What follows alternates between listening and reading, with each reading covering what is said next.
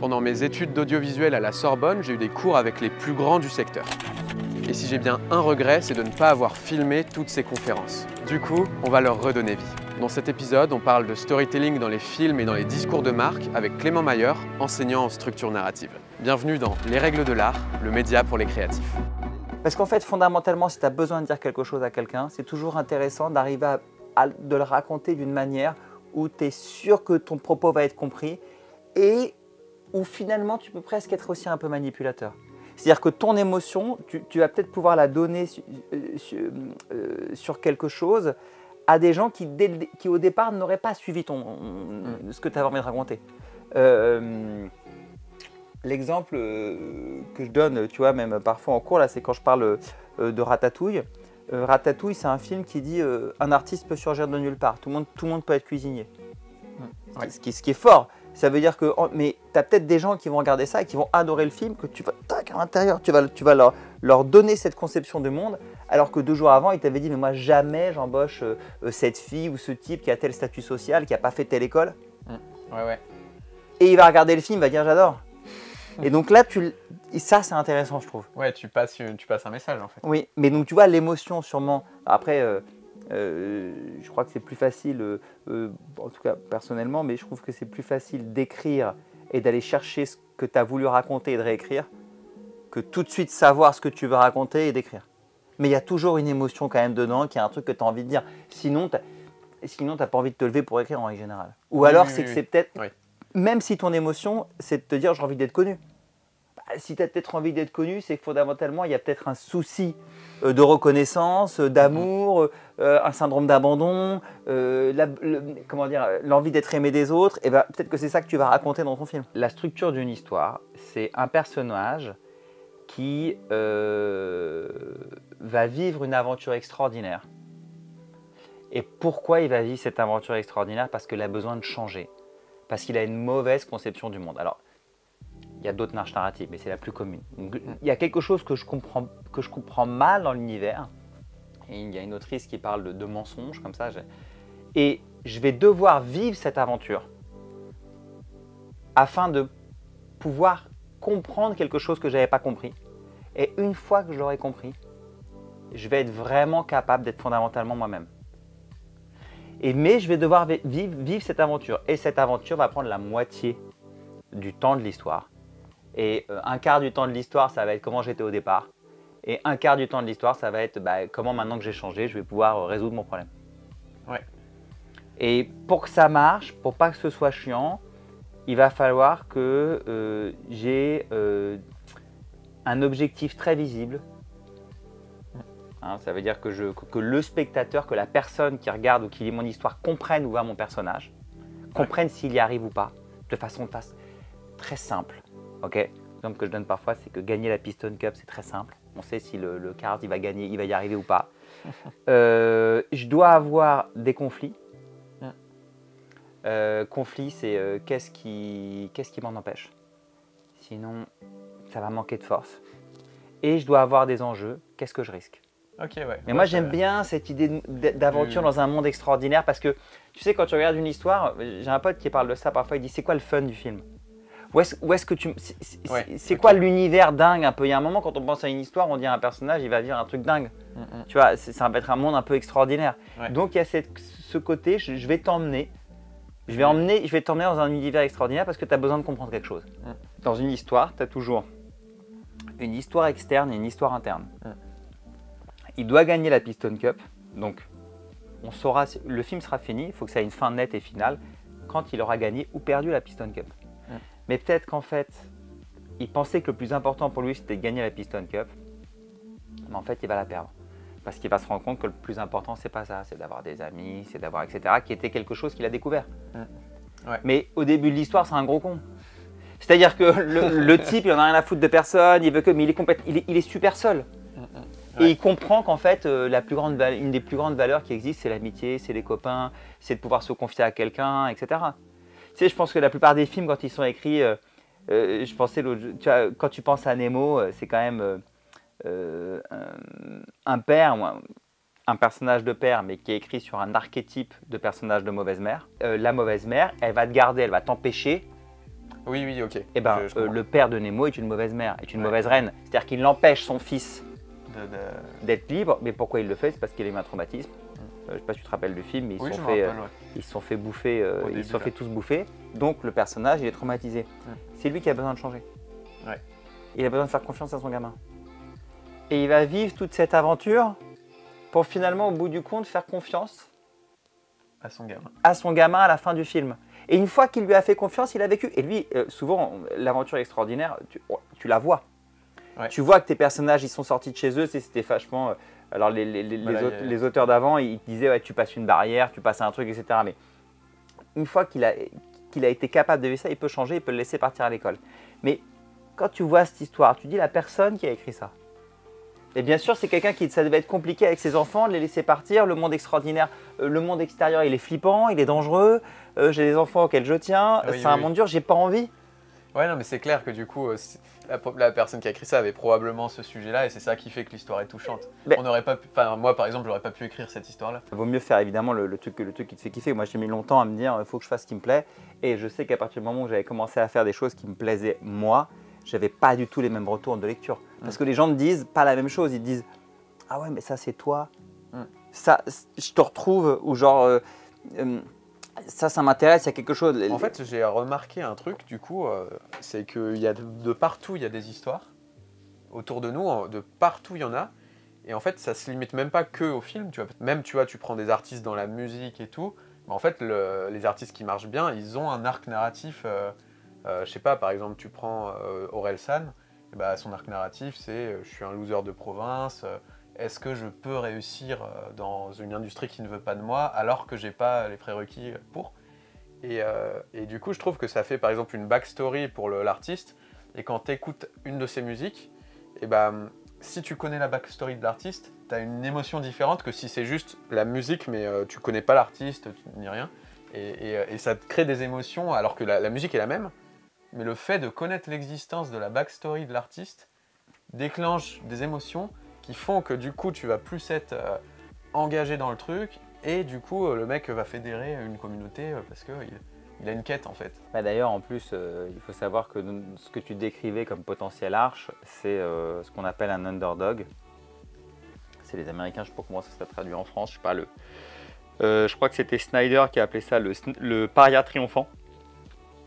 Mais c'est l'histoire d'un personnage qui est mal vu par la communauté et qui en fait va devenir la star de la communauté.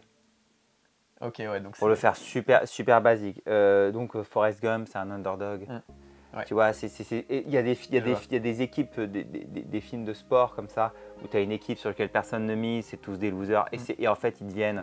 etc. Et c'est celui sur lequel tu mises pas, c'est je crois que c'est Snyder qui parle de ça, il dit c'est le ver qui devient papillon. Ok, ouais. Et ça, c'est des mécaniques qu'on adore. Mais oui, tu as raison, en storytelling, il y a plein de trucs. Moi, je donne des cours, parfois, je donne des cours en storytelling, même en tout, est un exercice aux étudiants, c'est ils doivent pitcher une boîte avec du storytelling. Ça marche hyper bien, c'est-à-dire que tu viens et tu te rends compte que de toute façon, tu peux l'adapter à tout. Tu adaptes tous tes battements d'histoire à la création d'une société. Ouais, ça c'est incroyable aussi. J'ai lu un bouquin là-dessus, ça s'appelle Building a Story Brand. Ouais. Et en fait, il reprend le voyage du héros. Ouais. Et il te fait remplir. Alors, le héros, c'est le client, il rencontre le guide, c'est toi. Guide qui est empathique et qui est figure d'autorité, donc là, machin. Et genre, je trouve ça fascinant aussi. Du coup, tu leur faisais faire un pitch en gros. Ouais. Enfin, ça se passait comment du coup Ça se passe, tu vois, là j'en ai encore cette année, ils doivent choisir une boîte, soit fictive, soit réelle. Ouais. Et ils doivent faire comme s'ils l'avaient créée. Ok. Et ils me font un pitch à l'oral, comme s'ils me parlaient de leur boîte qu'ils avaient créée. Ok. Comme s'ils étaient devant un parterre de, voilà, je sais pas, de journalistes, de gens, auxquels ils pitchaient leur boîte. Et on voit que quand tu fais des exemples, tu vois que c'est utile parce qu'en fait c'est une mécanique, l'histoire, enfin les battements historiques. Théorisé d'abord par Campbell, puis par tous les autres, c'est quand même assez moderne aujourd'hui, il y a beaucoup de gens qui en parlent. C'est une espèce de schéma qui fait que inévitablement tu es pris par le rouleau compresseur de l'histoire. Ouais. Donc c'est sûr que du coup ça permet d'attraper l'attention des gens et c'est beaucoup plus intéressant Parce que comme c'est pas une ligne droite, tu t'amuses à suivre tout ça et comme ça prend les mêmes codes de ce qui a toujours été fait, depuis toujours dans la manière dont on raconte les histoires, et ben la personne qui t'écoute est comme un spectateur. Je dis bah j'ai envie de savoir la suite. Et alors la boîte elle a marché ou pas? Tu vois, ils sont dedans. Et donc ça c'est assez efficace, c'est efficace pour tout, c'est efficace pour des pages de vente, pour tout. Ouais, ce livre vraiment pas mal là. Tu sais qui est-ce qui avait écrit ça? Donald Miller il s'appelle. Et lui c'était, moi ce que j'avais bien aimé c'est qu'il faisait des parallèles aussi avec des œuvres de fiction. Et par exemple il expliquait, en fait le client, tu vois, il achète un truc, tu prends quelqu'un qui achète une Tesla, raison externe, j'ai besoin d'une voiture pour me déplacer. Raison interne, j'ai besoin de statut social parce que je me sens early adopter en achetant ça. Et raison philosophique, le choix de ma voiture contribue à aider la sauvegarde de l'environnement, etc. Si tu as connaissance des 3 trucs, l'histoire que tu vas raconter va être bien différente que si tu lui parles que de se déplacer, quoi. Et il faisait aussi le parallèle avec Luke Skywalker. Tu vois, au moment où il va détruire l'étoile de la mort, et en fait, il résout un problème externe qui est de détruire l'étoile de la mort. Un problème interne qui est que il se demande s'il a les épaules pour devenir Jedi et tout, si lui il peut le faire. Et du coup, ça lui confirme que oui. Et un problème plus philosophique de le bien contre le mal, machin. Et tout ça juste en appuyant sur un bouton, quoi. Et voilà. Et du coup, le fait que t'aies la bague, que tout soit mis en place avant pour qu'au moment où il appuie sur le bouton, si quelqu'un, imagine quelqu'un arrive de la cuisine, elle n'a pas vu le début du film, il dit juste c'est un mec qui appuie sur un bouton. Alors que toi, tu vois la même scène, mais tu vois ces 3 problématiques. Et ça, j'aime bien. Je trouve ça... Nous, dans l'histoire, tes 3 problématiques, elles sont normalement une histoire pas parfaitement... qui fonctionne. Pas parfaitement écrite, parce que voilà, mais une histoire qui fonctionne bien. On va effectivement avoir un personnage qui a réglé son trauma. Donc ton trauma, toi, c'était dont tu parlais là. Voilà, c'est-à-dire que ce traumatisme-là, ça vient d'un problème, ça vient de quelque chose, et il va le régler. À un moment, il va avoir une prise de conscience, il va être capable de lâcher ce que certains auteurs appellent son bouclier, ce qu'il utilise dans son rapport social avec les gens. Il va lâcher ça pour pouvoir être fondamentalement lui-même. Pour réussir son objectif externe, il faut qu'il ait changé. Prenons un exemple à la con. Moi, j'aime bien dans Les Gardiens des Galaxies, qui est un film que j'adore. Si j'ai des étudiants qui entendent le podcast, c'est pour se dire le mec parle toujours des mêmes films. Mais non, mais c'est parce que le thème me plaît bien. Mais tu vois, dans Les Gardiens des Galaxies, le mec est traumatisé, total, parce que il s'est senti abandonné, parce que sa mère est morte, il lui a pas filé la main, etc. Il ne pourra battre le méchant qu'à partir du moment où il est recapable de faire confiance. Son traumatisme, c'est ça, et son problème dans la vie, c'est qu'il ne fait pas confiance. Ce traumatisme a comme impact dans sa vie de tous les jours qu'il a un bouclier dans son rapport aux autres. Il considère qu'en fait, on va l'abandonner. Donc il ne peut pas faire confiance aux autres. Il va lâcher, à partir du moment où il est capable de faire confiance à quelqu'un, matérialisé par le fait de donner la main à quelqu'un, il va pouvoir battre le méchant, c'est-à-dire Ronan dans l'histoire. Donc c'est bien parce qu'il a changé en interne qu'il est capable de réussir en externe son objectif. Et une fois qu'il a fait ça, tu as le thème du film. Tu as un mélange du thème du film qui va dire aussi que ce qui est cool dans cette histoire, c'est que c'est les parias de l'univers en fait, qui arrivent à sauver le monde. C'est-à-dire qu'on n'est pas toujours sauvé par ceux qu'on imagine. Et parfois ceux qui sont un peu hors normes, qui semblent inadaptés, qui sont en décalage par rapport à la société, ont en fait ce dont on a besoin pour nous sauver. Donc, c'est pour ça que j'aime bien l'histoire, j'aime bien le thème du film, mais tu vois, mais en gros, tout ça, ça marche. C'est-à-dire c'est les trois éléments que tu as dans la vente du storytelling, ce sont les 3 éléments de l'histoire qui se retrouvent, et effectivement, si tu les as, ça va être propre, parce qu'en fait, tu as réussi la totale, c'est-à-dire de faire le thème, l'arche narrative et l'objectif externe.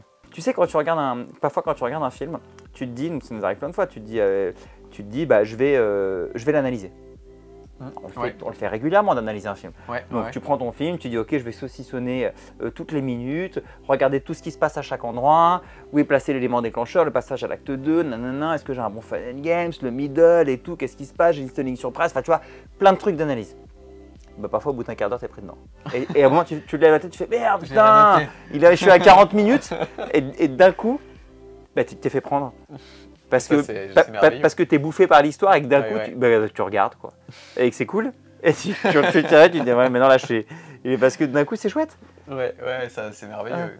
Tous les bouquins que tu vois qui sortent sur comment raconter une histoire. Et ce qui est fou, c'est que quand même c'est récent ça. Je veux dire, Campbell, son bouquin, c'est quoi? C'est les années 40. C'est-à-dire qu'ils aient réussi à pointer du doigt cette mécanique. Tu vois, c'est-à-dire qui existe depuis la nuit des temps. C'est-à-dire qu'ils aient réussi à se rendre compte que oui, c'est toujours ça. Je trouve ça assez génial. Et qu'en plus, on peut l'appliquer à tout. Ouais, c'est top, quoi. Ça veut dire qu'il y a une façon de raconter les choses. Mais même au-delà de l'artistique, tu vois, admettons, on prend la timidité. J'ai un ami timide, je me dis, bah tiens, là j'ai l'impression qu'il a ce problème-là. Moi, je l'ai eu par le passé. Du coup, je sais à peu près ce qu'il est en train de vivre et tout. J'ai des éléments à lui donner pour lui dire comment vaincre son problème, quoi. Si je lui dis rationnellement, factuellement, bah, tu pourrais faire ça, ça, ça, il n'y a aucune chance qu'il le fasse. Par contre, si je lui raconte mon histoire, en mode j'avais ce problème, je ressentais ça, machin, que lui il se reconnaît, tu vois, qu'il ressent les trucs, et que je dis, bah, à ce moment-là, ce que j'avais fait, c'est que j'ai fait telle action, et à la fin, machin, et que je structure mon récit comme, pas je te mets des faits au visage, mais comme je te raconte mon histoire, et bah, je sais pas, tu sens que c'est beaucoup plus, que la personne est plus réceptive, alors que en substance, c'est les mêmes informations qui ont été données. Mais la mise en forme a été telle que le message est recevable. Parce que son cerveau capte, ah oui, ok, je vois, émotionnellement, je comprends de quoi il s'agit, quoi. Mais d'ailleurs, les mecs comme Campbell considèrent que ce qu'ils ont écrit là, ces méthodes narratives de comment on raconte une histoire, s'appliquent à la vie. Campbell et Vogler, quand tu les lis, ils sont vachement dans une mécanique de genre, bah, ça c'est dans notre vie de tous les jours. En fait, on nous a raconté une histoire, c'est plutôt prendre par la main le spectateur pour lui dire, tu vois, si un tel il a réussi, tu peux y arriver aussi. Donc oui, c'est cohérent. En fait, quand tu racontes cette histoire-là à quelqu'un qui est timide, tu fais exactement la même chose que de l'emmener au cinéma. Ouais. C'est exactement pareil parce que tu lui dis juste ferme les yeux et tu lui dis tu vois. Et à la fin, regarde, le mec, le héros de l'histoire, il a réussi. Que tu dises ce héros c'est moi, c'est un copain, que ce soit un personnage de film, en fait, c'est toujours le même système. Et parce qu'il voit quelqu'un y arriver, la personne va se dire ah ben je peux peut-être y arriver moi aussi. Ce que je trouvais, moi j'ai un ami qui c'est un ami de l'école d'ingé qu'on embrasse, qui est maintenant il est mentaliste et il s'intéresse à fond à tout ce qui est aussi influence et manipulation, donc comment tu racontes les histoires et tout. Et en gros lui il expliquait, du coup il parlait un peu de tous ces ressorts-là, et par contre il faisait le distinguo, tu peux raconter une histoire pour la bonne raison, par exemple aider mon pote à sortir de la timidité, machin, il y a une intention positive derrière, mais le même outil, tu peux mettre une intention malveillante et là ça devient de la manipulation et ça marchera. Et ça, je trouve que la frontière, tu vois, où est-ce que, genre, enfin l'outil est tellement puissant, je trouve, que tu peux en faire...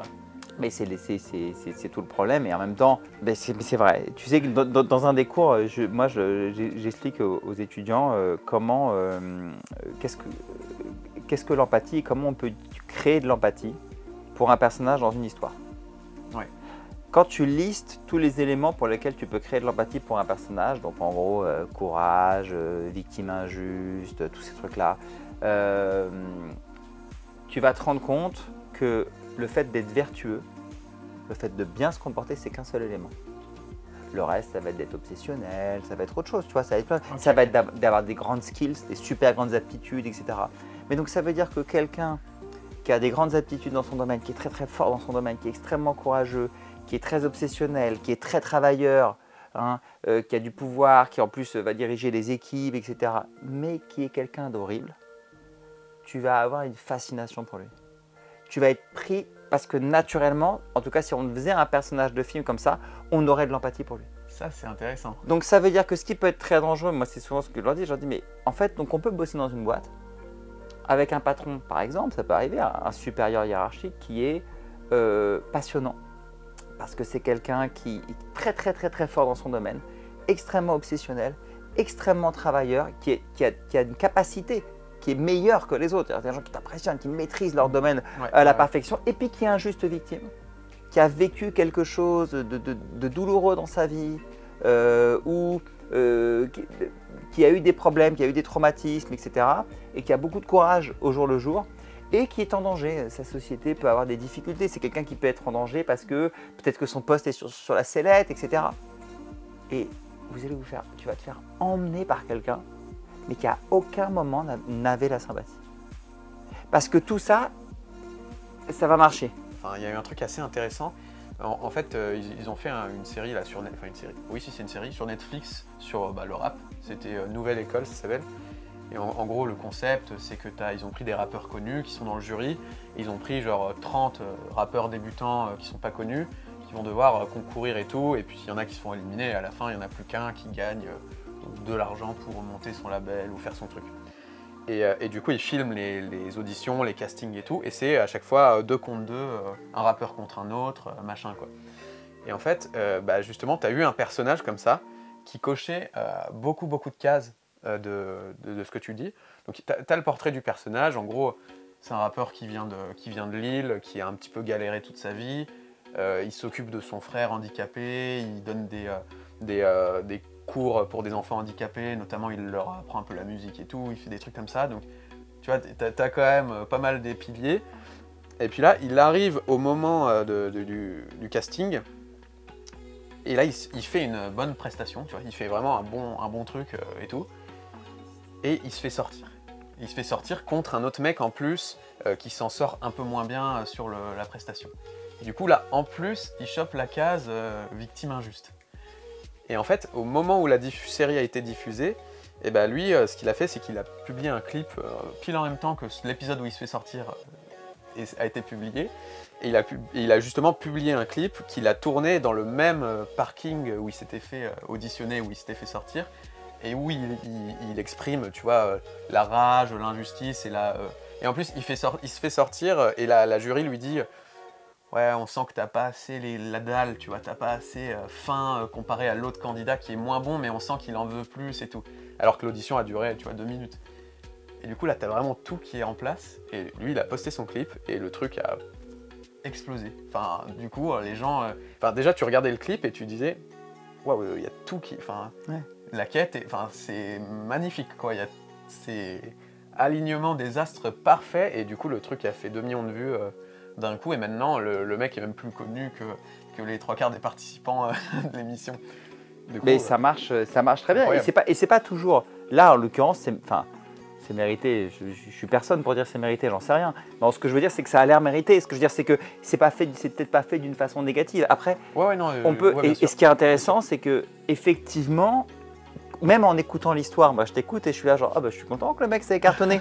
Ouais. C'est-à-dire que ce qui est amusant, c'est que c'est des choses qui existent, et c'est des choses qui sont plutôt en plus, je trouve plutôt là pour le coup, quand c'est utilisé dans le bon sens, assez chouette pour l'espèce humaine. C'est-à-dire, on a envie qu'il y en ait, tu vois, voilà, qui arrive. Si tu te dis ce qui a été mis dans les éléments d'empathie, c'est des éléments assez positifs, dans le vouloir d'essayer de s'en sortir, etc. Mais évidemment, ça peut être aussi un peu tricky. Si t'as un mec utiliser pervers narcissique un peu. Oui, bien sûr. Qui remplit. Oui, donc du coup, exactement. Et ça peut être aussi intéressant quand tu l'utilises dans des séries, quand tu fabriques des personnages comme Dr House, comme machin, qui sont qui vont être un peu plus durs, qui plaisent beaucoup en ce moment. Mais c'est vrai que ça va être des éléments forts en storytelling aussi. C'est un truc que je me suis remarqué récemment en fait, qu'il y avait des histoires de partout, quoi.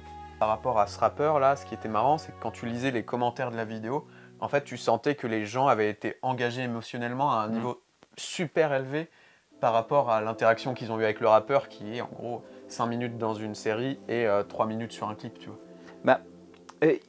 J'avais lu un truc là, qui a priori, c'est que c'était le conflit qui allait créer de l'émotion. Ça veut dire que les 3 éléments de conflit, les 3 éléments de conflit qui vont créer de l'émotion, c'est anticipation du conflit, faire face au conflit et la récompense suite au conflit. C'est ça qui crée de l'émotion pour le spectateur. Tu as ton personnage, il vit un truc tragique quelque part et il s'en sort, donc on adore. Il a ce côté underdog, il a ce côté la communauté s'est trompée, tu vois ce que je veux dire. Ouais. Il a ce côté aussi, il y avait une autrice qui parlait ça d'un personnage de Virgin Promise, c'est-à-dire que c'est des personnages un peu comme Billy Elliot aussi. Tu vois, il y a des schémas un peu. Il a un talent, la communauté n'est pas prête à. Mais tu vois, souvent, tu as une communauté qui est plus négative. Donc là, la communauté était juste. Elle ne l'avait pas vu encore, on va dire, en papillon. Mais ça nous plaît beaucoup. Parce qu'il y a une revanche comme ça. De tous ceux qui regardaient ça, qui se sont dit, bah, moi, c'est pareil, tu vois. Au travail, il y a ce truc-là dans ma vie de tous les jours, il y a mon copain, il y a mon pote qui ne me voit pas à ma juste valeur. Mais il y a quelque chose d'assez positif, d'assez gai où tu vas dire ah ouais, ça veut dire que je peux y arriver, tu vois. Ce mec il a réussi, c'est dégueulasse. Oui, mais en plus, ça te crée une émotion qui est super agréable. Ouais. Parce que du coup, tu te dis ouais, mais c'était sûr. Ouais.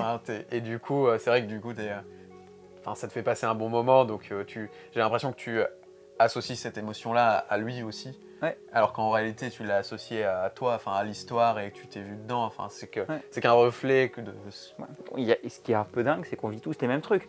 Après, on a été un peu quand même chopé par certains cinémas, mais quand tu vois tout le cinéma auquel on a accès, tu vois que parfois, ce qui cartonne, c'est une série tout d'un coup qui va être d'un autre pays, que tout le monde va la voir parce qu'elle vient appuyer sur un truc. Là, il y avait la série Squid Game qui a cartonné. Il y a quand même dans Squid Game, déjà c'est très bien écrit, hyper propre en termes justement de structure narrative, c'est très propre. Qu'est-ce que tu es prêt à faire pour avoir de l'argent ? Qui est, je trouve aujourd'hui, un thème générationnel. Tu regardes tes vidéos, n'importe quoi, tu n'as que des mecs qui vont dire salut, moi je m'appelle un tel, en fait je gagne 600 000 euros toutes les 2 semaines, toi tu es là genre what ? Mais comment tu fais ? Ben, je fais quelques vidéos, pardon. Après t'en as un autre qui dit, t'avais un autre qui lui dit salut, salut Justine, alors toi, tu fais. Alors c'était quoi ? Quand t'as fait tes premiers 3 millions d'euros, ça t'a fait quoi ? Ça t'a fait un choc ? Ouais, surtout que c'était en 2 mois, et toi t'es là genre, mais moi j'ai ma vie, je comprends pas quoi. Donc tu vois ce que je veux dire ? Et donc les gens ils voient ça tous. Ils voient que des gens, parce que c'est un peu exagéré, mais donc du coup, et t'as un film qui te dit. Ouais, on peut. Jusqu'où t'es prêt à aller ? Et donc c'est tellement moderne quand tu vois tout ce qui se passe avec tout ce que peut t'obliger à faire les réseaux. Est-ce que t'es prêt à aller très loin ? Est-ce que tu vois, il y avait des vidéos, j'ai vu parfois sur Insta où t'as des filles qui rigolent et qu'elles disent quand elles voient ce que tu peux gagner sur OnlyFans, elles font la blague, tu vois, parce qu'elles disent c'est pas possible. Ouais. Tu vois, il y avait une vidéo comme ça. Mais c'est le même débat. On s'est bien rendu compte que cette série, c'était pas une série française ou américaine et pourtant. Elle est venue parler d'un truc, voilà. Donc, on a quand même, on partage quand même beaucoup de choses. On a des cultures différentes, mais on est quand même tellement les mêmes. Ouais. Non, mais tu vois, ce que je veux dire, c'est que, non, mais en vrai, c'est amusant. J'étais ravi de parler. Moi, je suis toujours ravi de parler d'écriture, parler de théoriciens. J'espère que ça t'aura donné quelques infos chouettes. Ça t'aura donné envie de lire des livres là-dessus, mais j'ai l'impression que tu en as déjà lu plein, ou s'il y a des gens qui auront écouté ton podcast, là, ça leur donne envie de lire des bouquins là-dessus. Ouais. Il y en a plein. Les auteurs anglo-saxons sont quand même vachement traduits aujourd'hui, donc ne pas hésiter à ouvrir un livre là-dessus. Tu recommanderais quel livre ? Alors, des auteurs des livres que je trouve top, il y a donc évidemment Joseph Campbell, Le héros aux 1000 visages, ou du moins Christopher Vogler, Le voyage du scénariste, là, le guide du scénariste, qui est plutôt adapté à une histoire.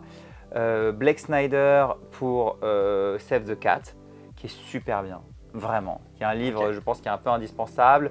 Eric Edson sur 2-3 éléments, notamment, ou au moins Eric Edson sur les vidéos qu'il fait sur Internet. Ouais. Je trouve qu'il est très bien. Et ça en structure, je trouve qu'ils sont top. Et après, sur les personnages, Wayland, c'est pas mal.